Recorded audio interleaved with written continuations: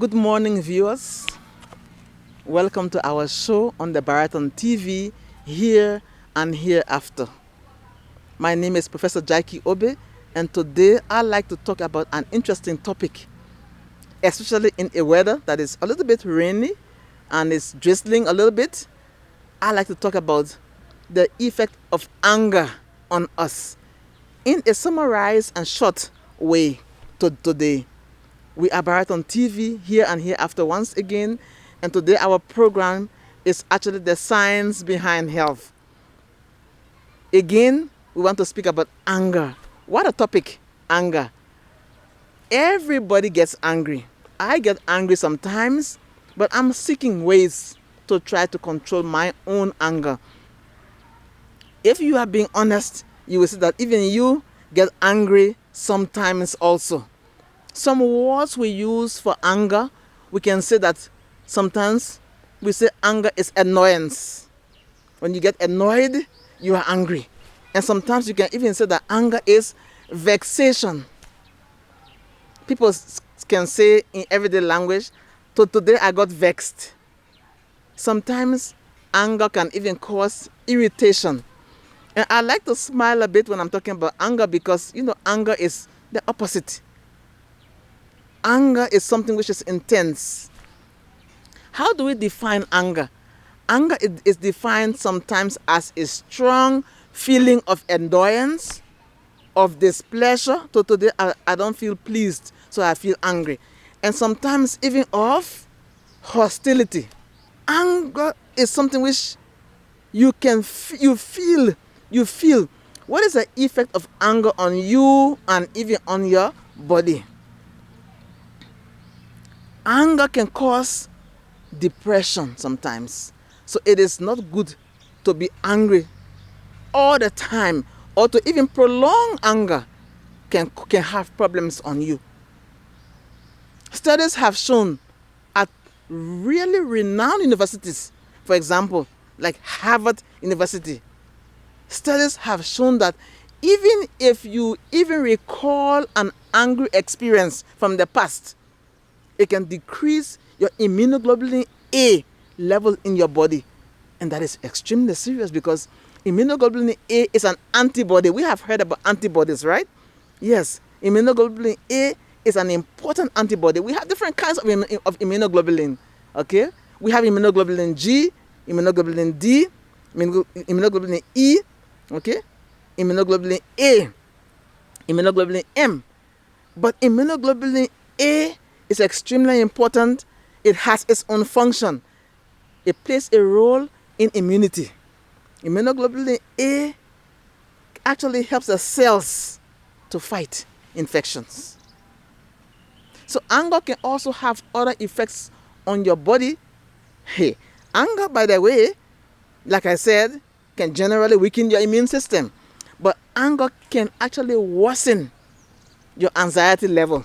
Hey, anger worsens your anxiety level. You know what anxiety is, right? When you feel anxious, okay? And it can even prolong what is called the generalized anxiety disorder, GAD. It can prolong your generalized anxiety disorder. What happens when you experience a generalized anxiety disorder? What happens is that you may have some even uncontrolled worrying. You worry all the time. You worry about everything or almost everything. Anything happens, you begin to worry. Okay, things that you should not even worry about, you begin to worry. Another effect of anger, by the way, is even the problem of not expressing anger. Unexpressed anger is bad. So sometimes if you feel angry, okay, or you experience anger, you should express it. Say what you are angry about. It's better to say it than to keep it in. I like for you to try to remember this one, okay? It's extremely important. When you feel angry, it's good to sometimes express that anger. So anger, by the way, has an effect on your lungs also. And we are coming down to our present problem, COVID-19. If anger has an effect on your lung, okay, and it affects your breathing, then it is good to do something about it. Because COVID-19, in a time of our COVID-19 disease, in the time of our pandemic, we know that breathing is extremely important, and we will not go into that so much. It is very, very important for us to know that anger can even affect the lungs and breathing also. The anger can even shorten our lifespan. And this is extremely important for us to remember, that those who hold anger for a long time, okay, you hold anger in you for a long time, it can even shorten your lifespan. And though we may not have enough time to expound on this, it's important to remember and know that anger can even shorten our lifespan. So with all of this anger, what do we do about anger? What do we do about anger? To control anger explosions, sometimes to control, our anxiety, to even control many things that even affect us when we become angry. What do we do? To control anger, there are some few tips that we can try to control anger. Do some deep breathing when you feel angry. And I have seen many people do that, and sometimes even myself, I experience it. When I get angry, automatically I begin to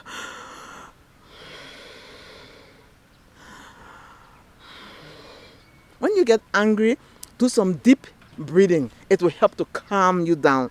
It will help you not to be too angry. And sometimes, by the way, when you get angry, try some assertive communication skills. Try some positive communication skills. Communicate positively. Use kind words. Try to remember to limit the level of anger by using some good communication skills. And then, very important, when you get too angry sometimes, change your environment. And how do you change your environment? Learn to walk away sometimes when you get too angry and you cannot control it. Change your environment by getting up and walking away. It is also good to use humor when you become angry. Say things funny. Okay? Say things which will make people laugh. I know it's difficult to think about that in anger itself, but use some humor to try to get out of your angry situation. And many times it is healthy to also express your anger in a calm and appropriate way. Express your anger in a calm and appropriate way. Don't explode, okay? Don't make it an outburst. Try to control the anger in a calm and appropriate way. And I will end this interview in something very, very interesting. And probably, who knows, in the future or even next week or some other time, we can even expound on this topic by either inviting a guest or an expert in the area, in psychology also, education. We can invite somebody who will help us to expound on this topic. But I would like to end this interview in something interesting. Sometimes when we are angry, you can even cry. I talked to some people even this week, and some people told me, I cannot cry. Why is it that you cannot cry? I'm a man. I cannot cry. I'm a man. I should learn to control crying because crying is negative. No, crying is positive. Crying is good. Sometimes when you are too angry, cry. Why? Because crying can relieve your body, by the way, of many toxins, poisons in your body. Okay?